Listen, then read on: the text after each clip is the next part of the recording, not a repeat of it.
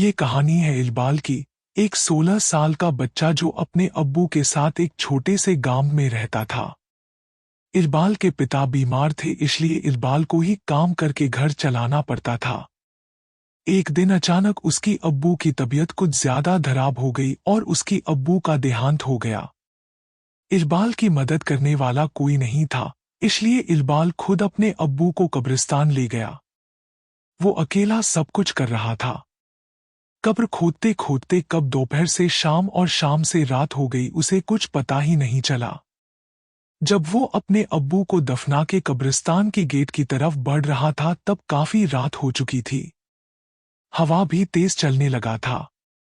अचानक इकबाल को किसी ने पीछे से आवाज दिया, इकू। जब उसने पीछे मुड़कर देखा तो कोई नजर नहीं आया। सिर्फ इकबाल के अब्बू उसे इकू कह के बुलाते थे, इसलिए इकबाल ने सोचा शायद उसके अब्बू उसे पुकार रहे हैं। पर जब इकबाल ने जोर जोर से अब्बू अब्बू कहकर पुकारा फिर भी कोई जवाब नहीं आया, तब वो डर गया और जल्दी जल्दी गेट की ओर बढ़ने लगा। लेकिन जैसे ही इकबाल गेट के नजदीक पहुंचा, अचानक गेट बंद हो गई। वो एकदम से घबरा गया। कब्रिस्तान की दीवारें और गेट इतनी ऊंची थी कि वो उसे किसी भी तरह पार नहीं कर सकता था। कब्रिस्तान की एक और गेट थी जो कि पीछे की तरफ थी, लेकिन उस गेट तक जाने के लिए इकबाल को वापस कब्रिस्तान के बीच से होकर जाना पड़ता। किसी तरह हिम्मत जुटाकर उसने दूसरे गेट तक जाने का फैसला किया।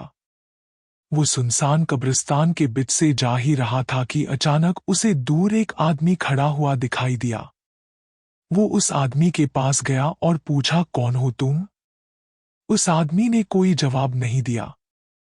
इकबाल फिर से उसे पूछने ही वाला था कि उस आदमी का सिर अचानक से पीछे घूम गया। उसका दोनों आंखें लाल था और इकबाल को गुस्से से देख रहा था। ये देखकर इकबाल जोर से चिल्लाया और भागने लगा। भागते भागते वो एक पेड़ के पास जाकर रुका और किसी तरह वहीं पे रात गुजारने का फैसला किया। कुछ ही देर में उसके चारों तरफ कोहरा छाने लगा। अचानक उसने कोहरे में एक औरत को भागते हुए देखा। उस औरत के पीछे पीछे एक बच्चा भी भाग रहा था और उस बच्चे के पीछे एक और औरत भाग रही थी।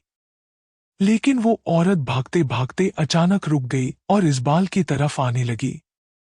जैसे ही कोहरा हटा, उस औरत की चेहरा इकबाल को साफ साफ दिखने लगी।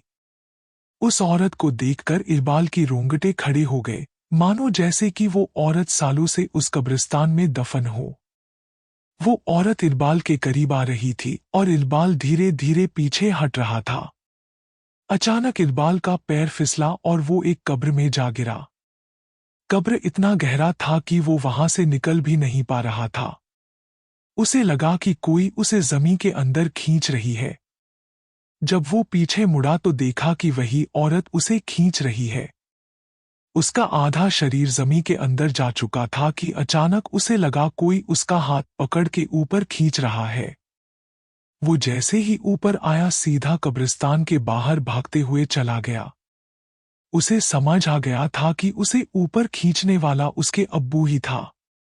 इसीलिए कहते हैं, जो आपसे सच्चा प्यार करता है वो आपको मरने के बाद भी मदद करता है। हमें आशा है कि आपको हमारी सारी कब्रिस्तान की भूतिया कहानियां पसंद आई होगी। इसी तरह के नए नए हॉरर स्टोरीज को हिंदी में पढ़ने के लिए हमारे इस वेबसाइट को रोजाना विजिट करें।